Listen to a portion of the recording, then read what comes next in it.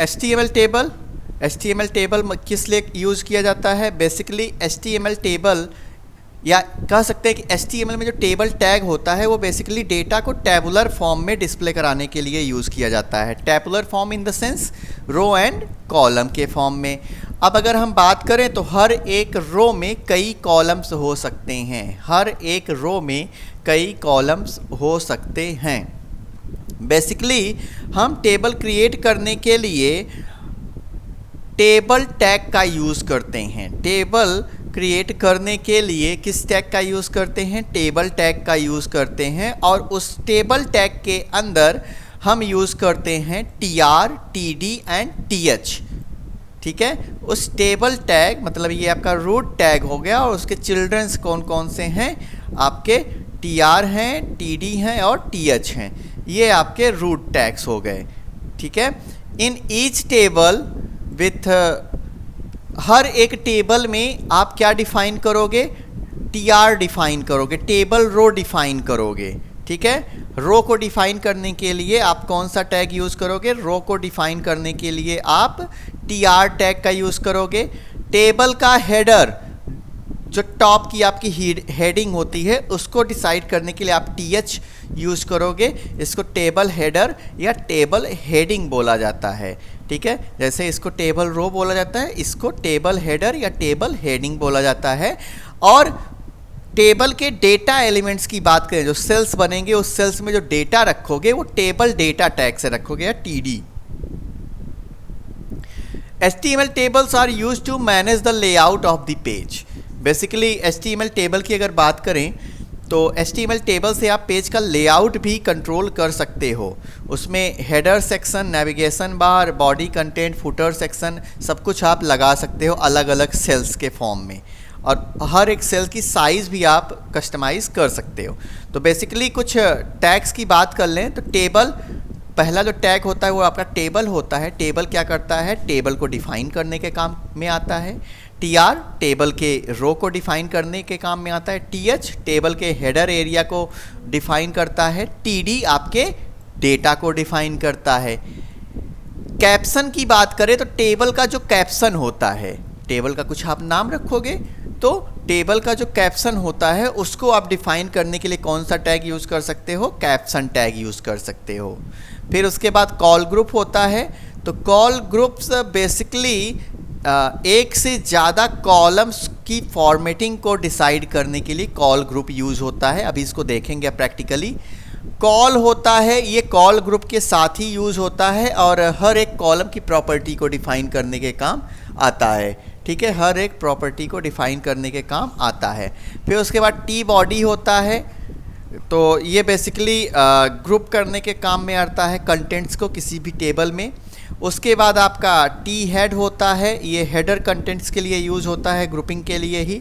फिर ये नेक्स्ट है आपका टी फुटर, ये फुटर कंटेंट के लिए। तो टी बॉडी, टी हेड और टी फुटर सेम काम है, बस अलग अलग जगह पे है। अब अगर आगे बात करें तो आप HTML डॉक्यूमेंट कैसे बनाते हो, तो चलिए एक डॉक्यूमेंट बना के हम लोग देख लेते हैं। तो उसके लिए अपने सबलाइम टेक्स्ट एडिटर पे चलेंगे, इस फाइल को हम सेव करेंगे। मान लो आज हम tab.html यूज़ कर लेते हैं, कोई भी नाम दे सकते हो, एक्सटेंशन आप केवल HTML रखना। तो सबसे पहले हम लिख लेते हैं HTML। ठीक है, अब HTML के बाद टाइटल हमने दे दिया टेबल, हेड क्लोज, बॉडी के अंदर आ गए और बॉडी के अंदर हमने क्या दे दिया? टेबल। तो ये टेबल टैग हमने दे दिया। अब टेबल के अंदर हम क्या करेंगे? अपने चीज़ों को यूज़ करेंगे। तो सबसे पहले हम क्या बनाते हैं? टेबल के अंदर TR बनाते हैं। क्या बनाते हैं? TR बनाते हैं। इसी सेम कोड को हम यहाँ रख रहे हैं, आप लोग कॉपी मत करिएगा, आप लोग क्या करिएगा? पूरा का पूरा नोट डाउन करिएगा। हम जल्दी के लिए ये काम कर दे रहे हैं।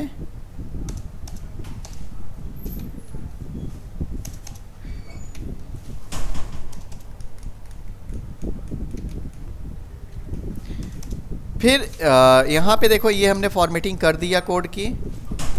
अब यहाँ पे हम देखते हैं तो देखो टेबल हमने लगाया, टेबल के बाद हमने क्या लगा दिया? TR लगा दिया, टेबल का रो डिफाइन कर दिया। TR लगा के क्या कर दिया? टेबल का रो डिफाइन कर दिया। और टेबल के रो में हमने पहले क्या रखा, टीएच रखा, टेबल का हेडर, टेबल का क्या रखा, हेडर। तो पहले में क्या रखा, फर्स्ट नेम रखा, टीएच क्लोज कर दिया। दूसरे में क्या रखा, लास्ट नेम रखा, टीएच क्लोज कर दिया। तीसरे में क्या रखा, मार्क्स रखा और टीएच क्लोज कर दिया। तो अब टेबल के हेडिंग्स जो थी वो कंप्लीट हो गई, तो हम इस रो को भी क्लोज कर देंगे। ठीक है, हम इस रो को भी क्लोज कर देंगे। तो ये रो क्लोज हो गया। फिर सेम इसी तरीके से टेबल दूसरी रो को हमने लिखा TR, और अब TH नहीं लिखेंगे क्योंकि TH ऑलरेडी हम डिफाइन कर चुके हैं। अब हम क्या करेंगे,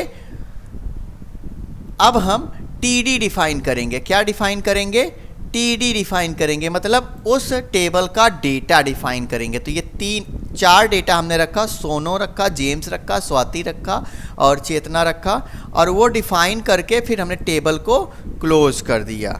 ठीक है, वो डिफाइन करके हमने क्या करा, टेबल को क्लोज करा। तो चलिए इसका आउटपुट देख लेते हैं ये किस तरीके से काम करता है। तो हमारी फाइल क्या थी, tab.html थी। हमने इसको रन कराया तो ध्यान से देखो हमारी टेबल कुछ इस तरीके से बन के आ गई। देखो TH में जो यूज़ किया था वो ये चीज़ था जो TH में यूज़ किया था। ठीक है, तो अगर हम बात करें तो ये पर्टिकुलर एलिमेंट जो आया ये TH से आया है। ठीक है, और ये पर्टिकुलर एलिमेंट्स जो हैं ये सब किससे आए हैं, TD से आए हैं। ये सारे के सारे एलिमेंट्स, ये पूरे, ये सब TD वाले हैं। ठीक है, ये सब के सब क्या हैं, TD वाले हैं, और ये किससे है, TH से है। समझ में आया? Yes sir. ठीक है, तो एक नॉर्मल टेबल आपने बना लिया, एक नॉर्मल टेबल आपकी बनके आ गई। अब आगे हम देखते हैं, इसमें थोड़ा सा कस्टमाइजेशन करते हैं। तो इस कुछ इसी तरीके से हमारी भी टेबल आई है। अब इस टेबल को अगर हमें सेंटर करना है तो हम टेबल की एक प्रॉपर्टी यूज़ कर लेते हैं, एक एट्रीब्यूट यूज़ कर लेते हैं, क्या, अलाइन। ठीक है, अलाइन में हम क्या दे देते हैं, सेंटर दे देते हैं। सेंटर दे दिया तो टेबल हमारे पेज के क्या होगी, बीचों बीच आ जाएगी। बेसिकली यहाँ पे हमारी टेबल ये, अब ये टेबल हमारे पेज की क्या आ गई, बीचों बीच आ गई। तो हमने यहाँ पे टेबल को सेंटर करने के लिए क्या किया, टेबल का अलाइनमेंट जो था वो डिसाइड करके क्या कर दिया, सेंटर कर दिया। बाय डिफ़ॉल्ट टेबल का अलाइनमेंट किधर होता है, लेफ़्ट साइड होता है ना पेज के। तो पॉइंट इंपॉर्टेंट है कि बाय डिफ़ॉल्ट टेबल का अलाइनमेंट जो होता है वो लेफ़्ट साइड होता है पेज के। और अगर अलाइनमेंट चेंज करना है तो हम अलाइन एट्रीब्यूट का यूज़ करके पेज के अलाइनमेंट को चेंज कर सकते हैं। तो सेंटर, लेफ्ट, राइट, ये सारे अलाइनमेंट्स हम कर सकते हैं। उसके बाद अगर और आगे बढ़ें तो हमें मिलेगा बॉर्डर। ठीक है, तो बॉर्डर अगर लगाना है टेबल में तो हम 2 तरीके से लगा सकते हैं। टेबल में अगर बॉर्डर लगाना है तो हम 2 तरीके से लगा सकते हैं। पहला है कि टेबल का एक एट्रीब्यूट होता है, टेबल का एक एट्रीब्यूट होता है क्या, बॉर्डर, उससे लगा सकते हैं, या फिर हम टेबल में CSS को अप्लाई करके लगा सकते हैं। तो अगर हम पहली बात करें तो टेबल के बॉर्डर से अगर हम करें सीधे HTML से, तो जैसे हमने अलाइन सेंटर दिया था तो यहीं पे एक चीज़ आ जाएगी क्या, बॉर्डर। और बॉर्डर को हमेशा न्यूमेरिक में डिसाइड करते हैं, हमने 1 दे दिया और सेव करा, 1 दे के सेव करा और रन कराया। तो अब देखो ये हमारी टेबल पे क्या हुआ, 1 पॉइंट का एक बॉर्डर लग के आ गया है। ठीक है, yes sir. Yes sir. Next अगर हम आगे बढ़ें तो बॉर्डर हो गया हमारा। बॉर्डर के बाद CSS एट्रीब्यूट की भी हम बात नहीं करेंगे। ठीक है, CSS की बात हम बाद में करेंगे, ये कैसे लग रहा है। उसके बाद हम टेबल में कुछ और भी चलो लगा देते हैं। तो हम सेल पैडिंग पे अब चल रहे हैं। टेबल में कहाँ चल रहे हैं, सेल पैडिंग लगाने के लिए चल रहे हैं।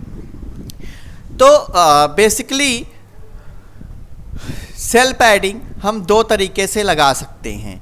एक तो HTML के थ्रू लगा सकते हैं डायरेक्टली सेल पैडिंग एट्रीब्यूट को कॉल करके, और दूसरा हम CSS को कॉन्फ़िगर कर सकते हैं। अपने पेज में किसको कॉन्फ़िगर कर सकते हैं, CSS को कॉन्फ़िगर कर सकते हैं। अगर सेल पैडिंग की बात करें तो बेसिकली सेल पैडिंग क्या करता है, हमारे सेल्स को थोड़ा सा कुशन प्रोवाइड करता है, हमारे सेल्स को क्या प्रोवाइड करता है, थोड़ा सा कुशन प्रोवाइड करता है। जैसे आप इस एग्जाम्पल को देख लो और इस एग्जाम्पल को देख लो, ठीक है, यहाँ पे आपको दिखेगा बेसिकली सेल पैडिंग का मतलब ही यही होता है, ठीक है, कि थोड़ा सा कुशन प्रोवाइड करना कंटेंट्स को।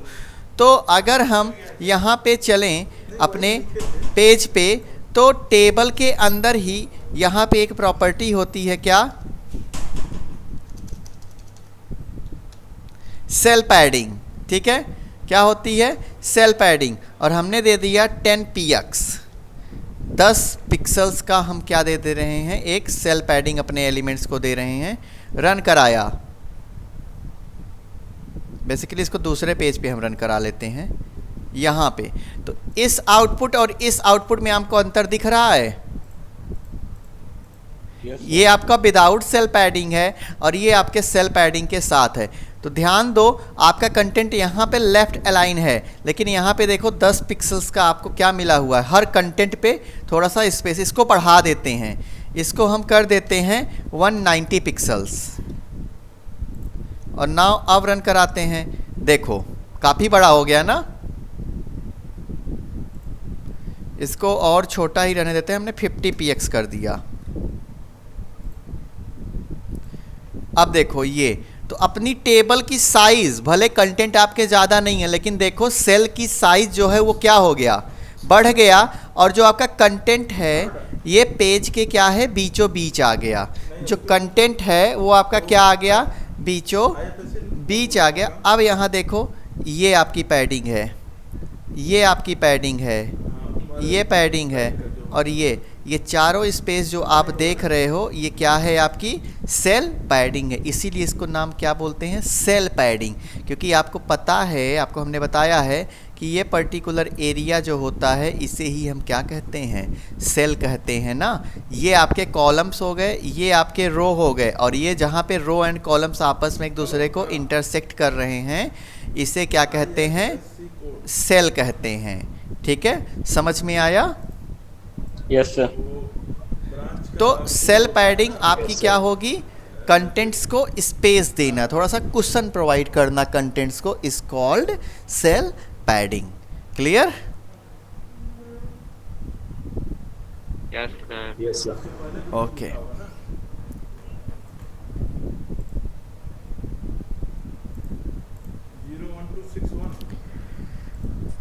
तो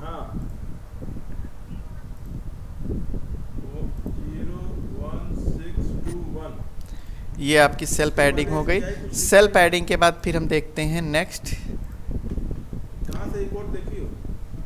टेबल की विड्थ की बात करते हैं। ठीक है, टेबल की विड्थ की बात करते हैं। तो HTML टेबल की विड्थ की बात करें तो CSS से भी आप काम कर सकते हो, और आप HTML टैग से भी कर सकते हो। कैसे? यहाँ पे आप दे दो क्या, WIDTH विड्थ, हमने दे दिया 20 पिक्सल्स, और इसको सेव करा और अपने टेबल को चलाया। अरे तो तुम खाली कोड बता दो ना, कोड बेसिकली ये काम नहीं किया है। IFSC ये भी नहीं चला। हाँ, wait a moment. Sir percentage में करिए। 20% कर दिया। नो, ये ब्रांच का ये किसी को यहाँ से पता चल जाता है।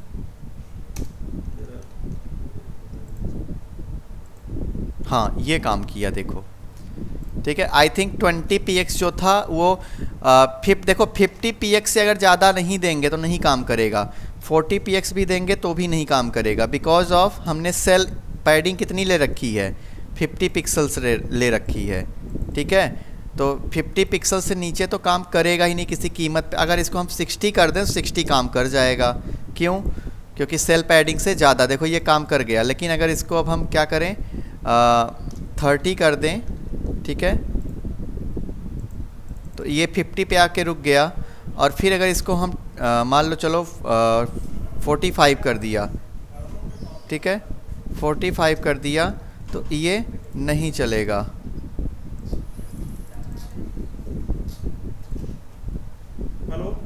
ठीक है, ये 50 पे आके क्या होगा, रुक जाएगा। ये 50 पिक्सल्स की है आपकी, क्यों? क्योंकि सेल पैडिंग हमने 50 पिक्सल दे दिया है। ठीक है, तो इसी तरीके से विड्थ हो गया। फिर आपकी एक प्रॉपर्टी और आती है, क्या? 1621 हाइट। ठीक है, तो टेबल की हाइट भी आप डिसाइड कर सकते हो। इन्वर्टेड कॉमास HTML5 में ऑप्शनल हैं। ठीक है, हमने दे दिया 20 और परसेंटेज ही दे देते हैं और इसको रन कराते हैं। This is not working.